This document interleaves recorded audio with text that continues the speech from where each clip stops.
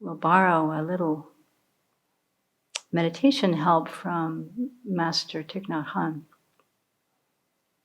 Breathing in, I calm my body. Breathing out, I smile.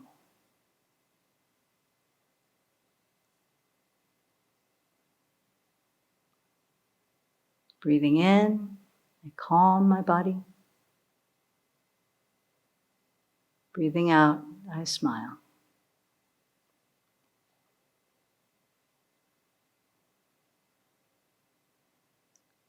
Breathing in, I calm my body. Breathing out, I smile.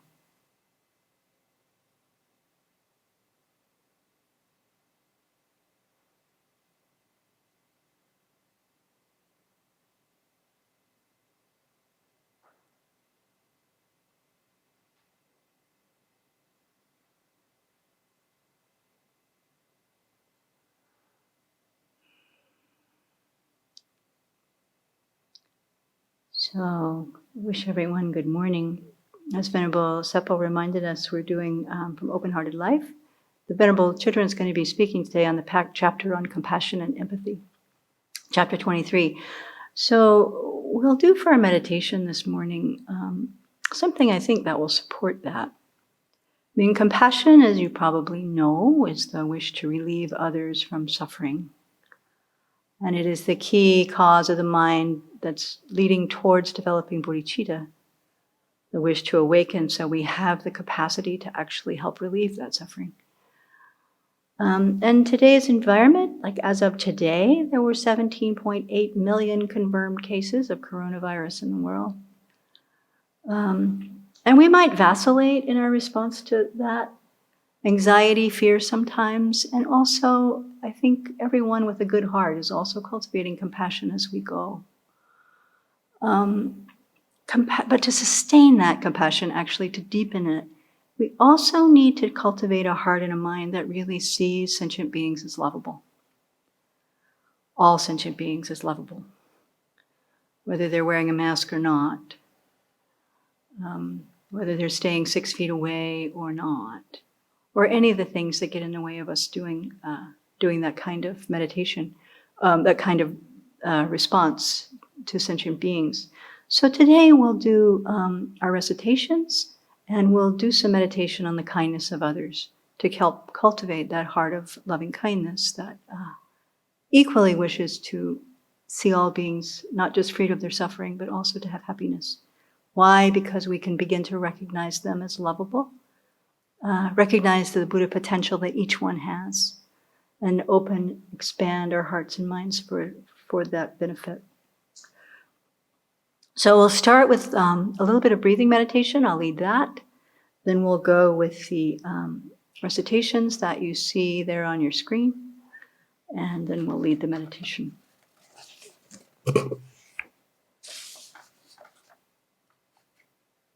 So get yourself in your meditation posture. If you're in a chair, as I am, get your feet flat on the floor.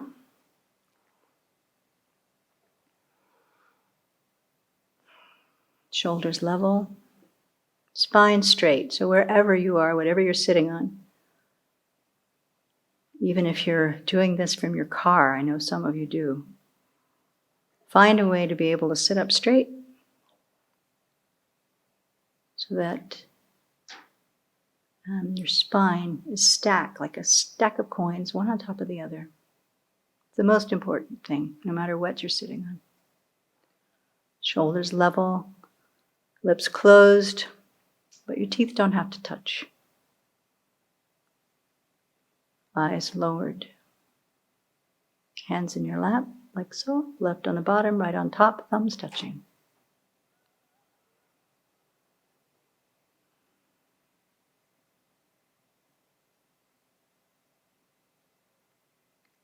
First, be very aware of your body in this space. So feel your feet on the floor. Your rear on the cushion or on your chair.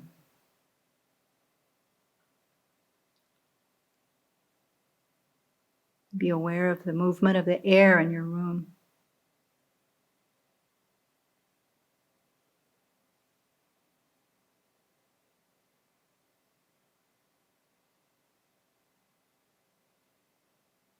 As your body settles, you'll very likely be more aware of the sounds around you.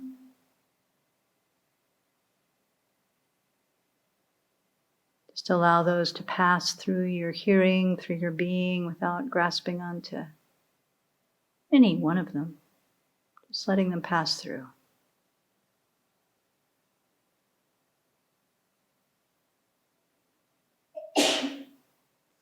Your eyes are lowered. You can allow a little bit of light to come in, which will help keep you alert.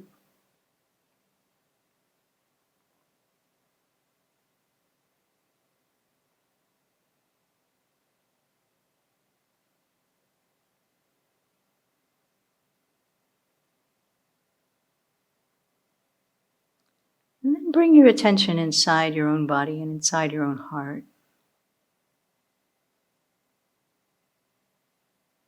And connect with whatever brought you to this Sharing the Dharma day today. Whatever sense of refuge or hope or kindness, compassion, whatever brought you here, connect with that feeling.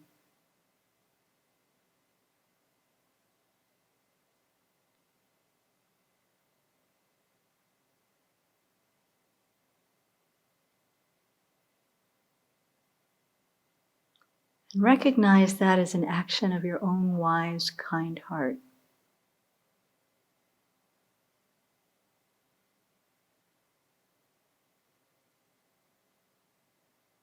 And appreciate that about yourself.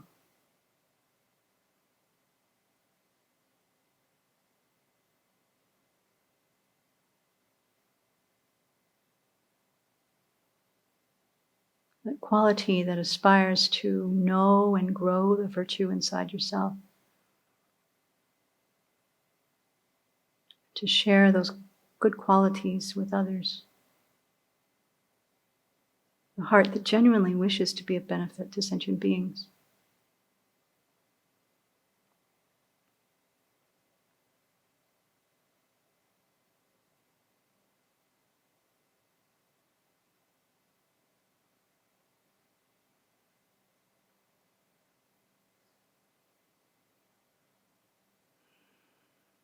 See if your imagination can expand to include all the beings that you are personally concerned about right now.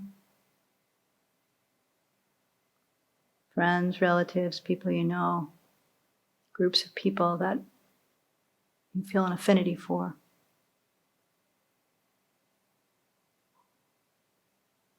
And try to imagine all the beings on this planet right now. Humans, animals, beings we can't even see.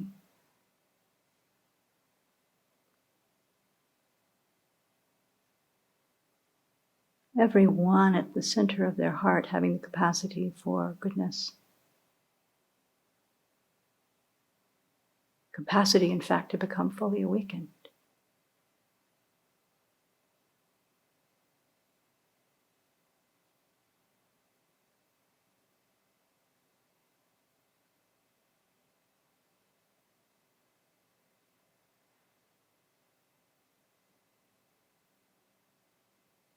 And so as much as possible, let's set a motivation that our time together today will contribute to the peace of every single being.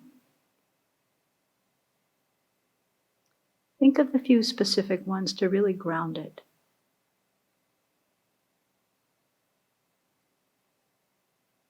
And to think that our practice contributes to our own peace as well.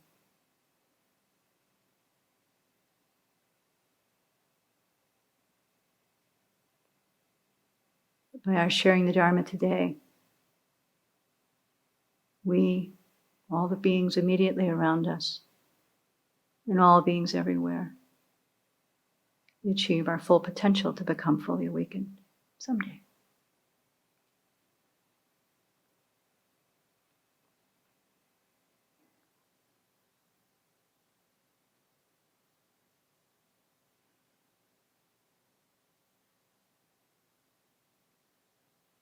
With that motivation, take your attention to your breathing.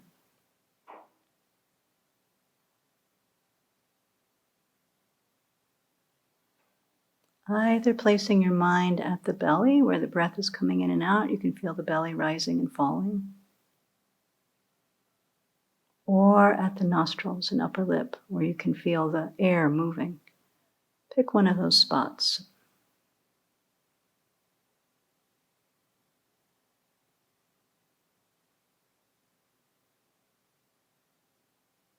And let the attention rest there.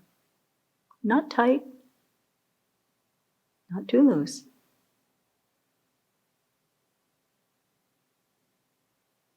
Making your mind aware of that particular spot, holding that attention. And whenever the mind wanders, we just bring it back. And do that together for a couple of minutes.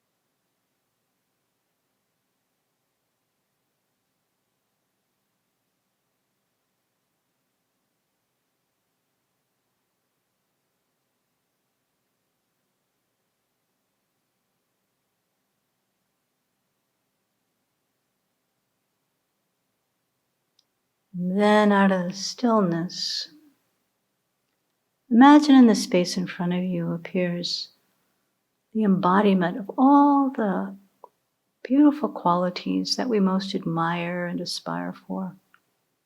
Qualities of love, compassion, wisdom, skill to enact these qualities and benefit others. Qualities like fortitude, generosity.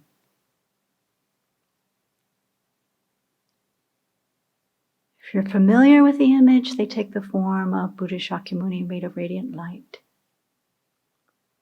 If that's not a familiar image for you, then they can just take the form of a beautiful circle of light, a ball of light. The important thing being that the qualities are present there in front of you, radiating light, enveloping you, enveloping all the beings around you. Impartially, nobody more than anybody else, nobody less than anybody else. Bathed with the qualities of love, compassion, wisdom, skill, which are the qualities we have in our own hearts too.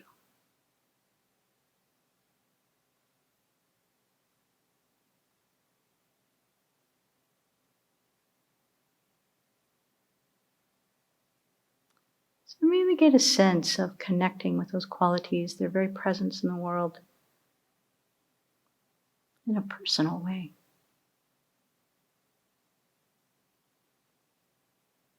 If you're imagining the Buddha, you can see his loving expression, totally wishing only nothing but for us to be happy, to be free of suffering. And completely committed to teaching us that methods to achieve that. Wherever we are, whoever we are.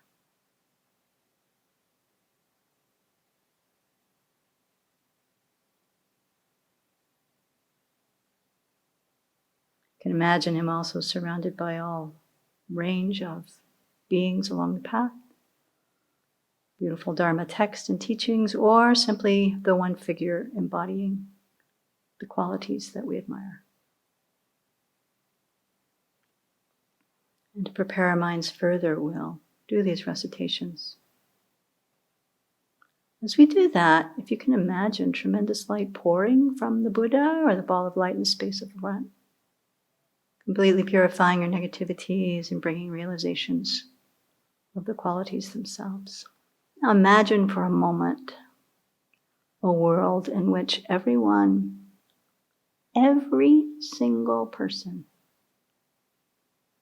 had a sense of peace in their heart, contentment, felt fulfilled, appreciated, felt like their lives were meaningful. What would the world be like?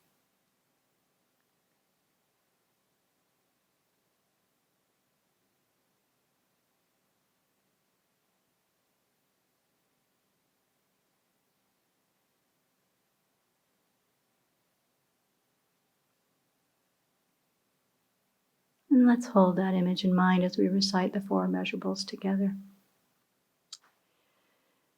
May all sentient beings have happiness and its causes. May all sentient beings be free of suffering and its causes. May all sentient beings not be separated from sorrowless bliss. May all sentient beings abide in equanimity, free of bias, attachment, and anger.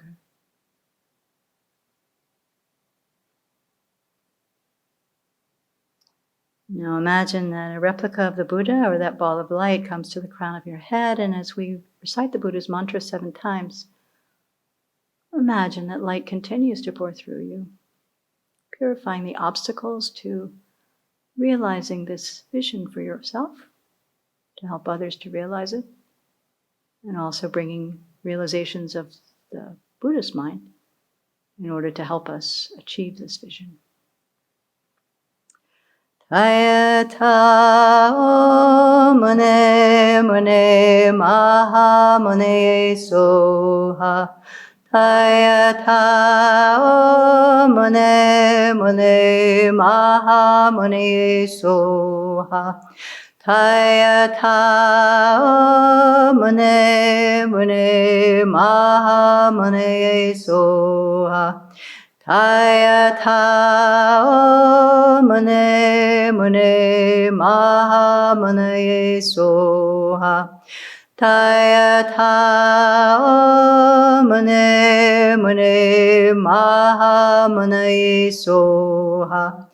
Tayata o mune mune maha mune soha. Tayata o mune mune maha mune soha.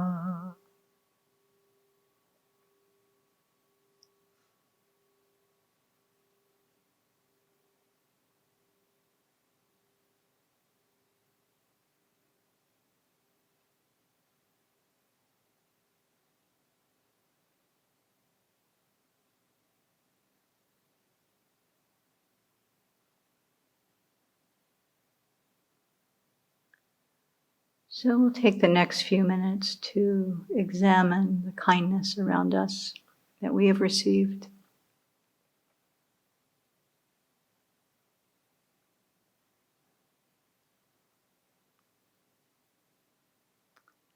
I think it was Thubten Jinpa that says that it's so ubiquitous. Kindness is so much a part of our life that we don't even see it. And yet, opening our eyes or our hearts to see it both brightens our mind, gladdens us when times are tough, helps us cultivate genuine love, and is a really important quality to cultivate along the path.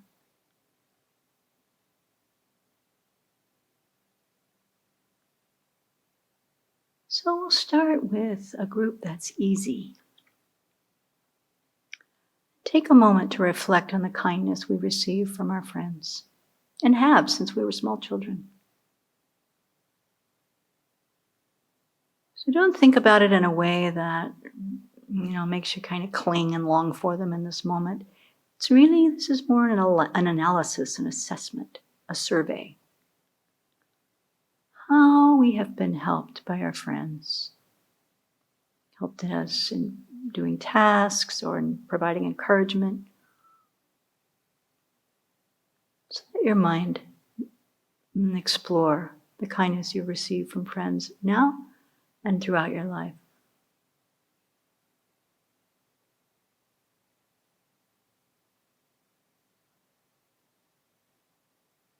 And as you do that, let your gratitude arise.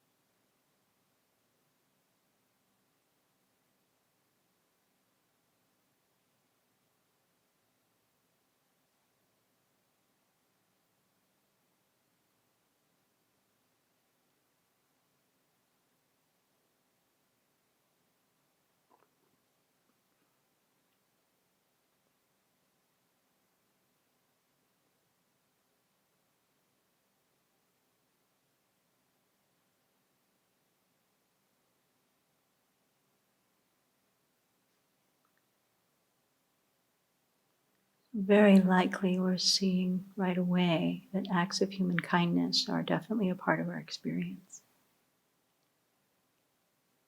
So move our attention to another group, parents and relatives.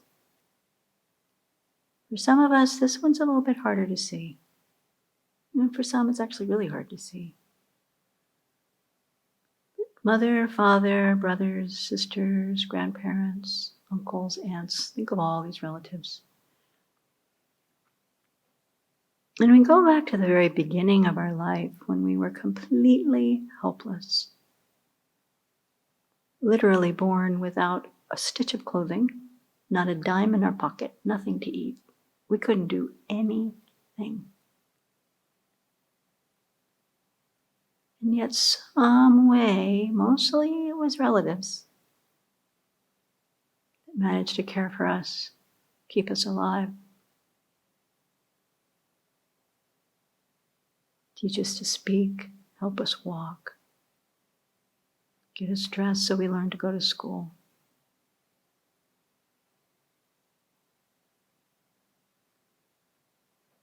And for some, in many ways throughout our lives, our relatives somehow have helped us make a way in the world. They accepted this complete stranger at our birth and helped us along. So think about that for a minute.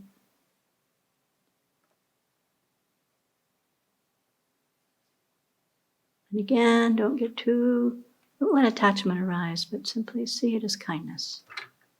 Kindness we have received.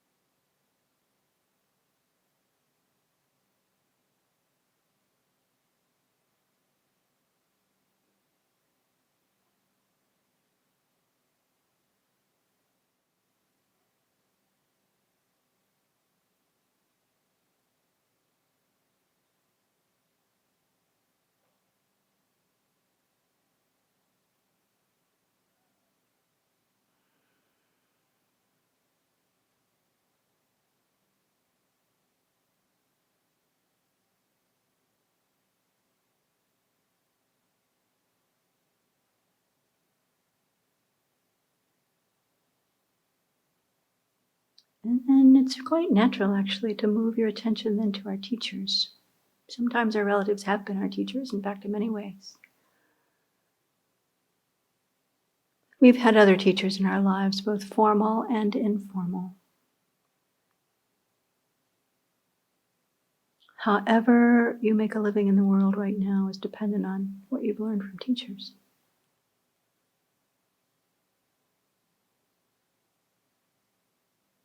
From preschool to professional development recently. Think of the innumerable teachers that we've had in our lives and how they've helped us. And again, let your gratitude arise.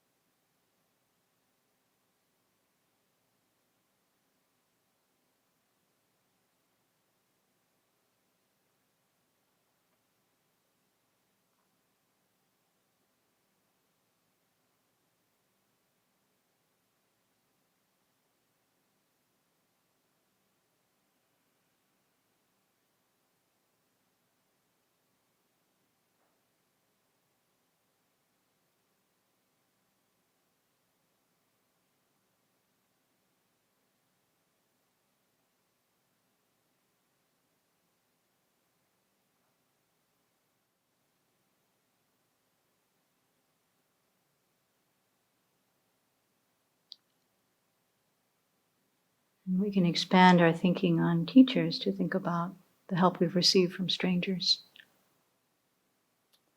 which is a list that we can meditate on for hours, but even just think about the institutions in which you learned.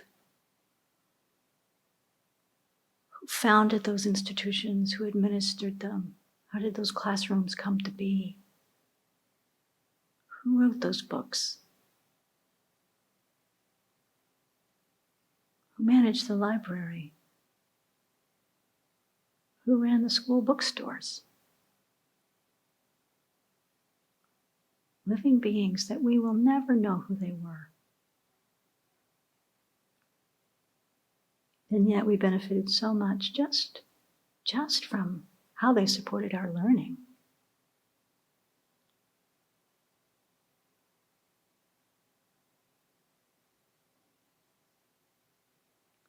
We can see these as acts of kindness too, not because they intended to help us necessarily, but because their work, their effort, helped us so much. And we can have gratitude for that as well.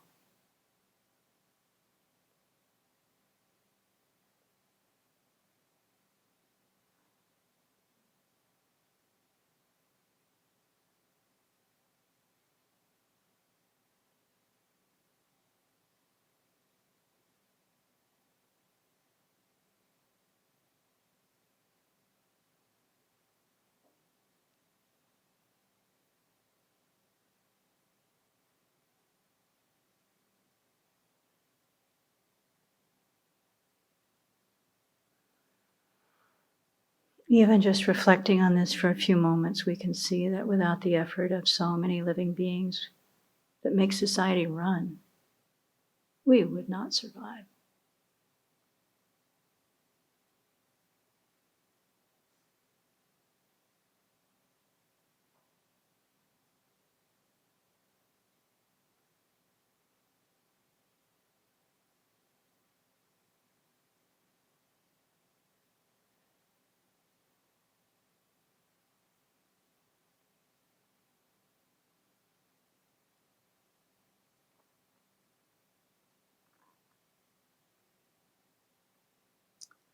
And there's another group.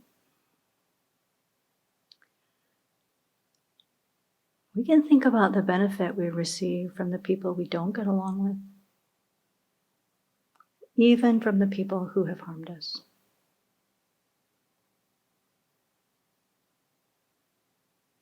This may take a stretch. And we come to it when we're ready. But it's useful to think about, what have I learned? How have I grown? How have the people who challenged me, how have they shaped the person I am today?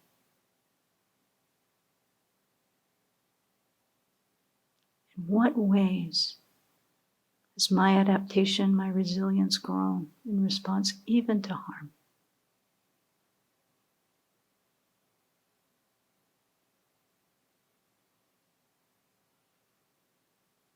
And can I begin to reframe some of this in a way that I can appreciate the kindness?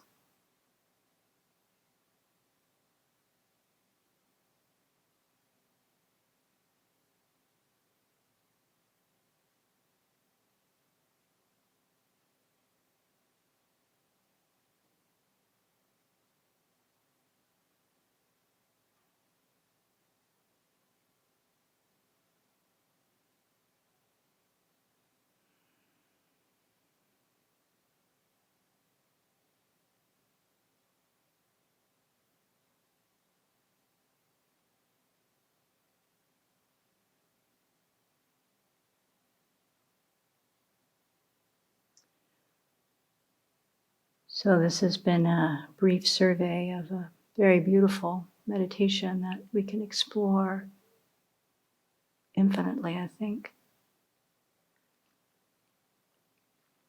We've received incalculable benefit throughout of the service of others, help from others throughout our lifetime.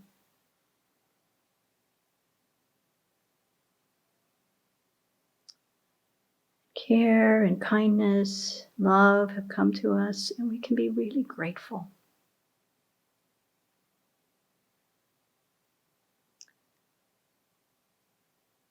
And with gratitude comes a really natural wish to repay the kindness of others.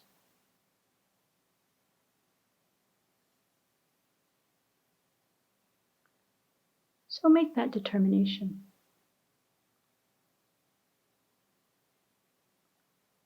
The determination to cultivate the mind that sees the kindness around us. Gratitude arises, love arises, and a wish to repay that kindness naturally follows.